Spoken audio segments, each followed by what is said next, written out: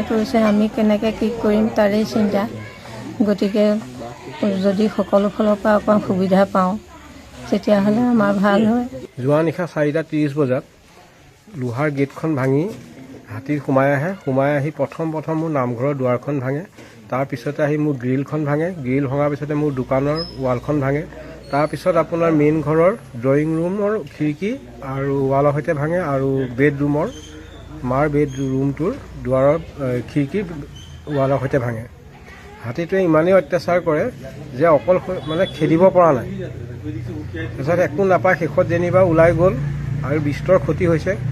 আৰু ইয়াৰ থ্ৰুৱেদি মই প্ৰশাসনক এটাই অনুৰোধ জনাওঁ, যি হৈ গ'ল অকণমান যাতে আৰ্থিক দিশটোৰ ফালৰ পৰা সহায় কৰে।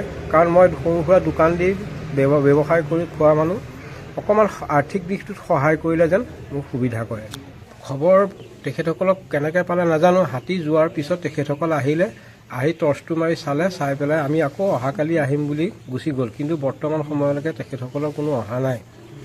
আৰু প্ৰশাসনৰ ওপৰত, ফৰেষ্ট ডিপাৰ্টমেণ্টৰ ওপৰত মানে এটা মনলৈ অহা প্ৰশ্ন যে এটা গড় যেতিয়া ওলায়, মোৰ ভালৰ প্ৰশ্ন দেই ব্যক্তিগত, সেই গড়টো ক'ত আছে, কি পজিশ্যনত আছে তেখেতসকলে A to Z গম পায়। কিন্তু এটা হাতী যেতিয়া সোণাৰী গাঁও, কামাখ্যা গাঁও, নাম কামাখ্যা গাঁও গোটেই বিস্তৰ অঞ্চলত ঘূৰি ফুৰিব পাৰে, তেখেতসকলে হাতীটো ক'ত আছে, কেনেকৈ প্ৰটেকশ্যন দি ৰাখিব লাগে, মানুহখিনিক কেনেকৈ প্ৰটেকশ্যন দিব লাগে তাৰ বিহিত ব্যৱস্থা ল'ব নোৱাৰে কিয়? মোৰ এইটো ডাঙৰ প্ৰশ্ন। এই প্ৰশ্নটো যদি উত্তৰ মানে মই নিজেও বিচাৰি পোৱা নাই আৰু সেইকাৰণে তেখেতসকলক সুধিছোঁ, তেখেতসকলে বিচাৰি নাপায় কিয়? এটা হাতী যদি প্ৰটেকশ্যন দি ৰাখিব নোৱাৰে, যাক হাতী আহিলে তেখেতসকলে কেনেকৈ প্ৰটেকশ্যন দিব?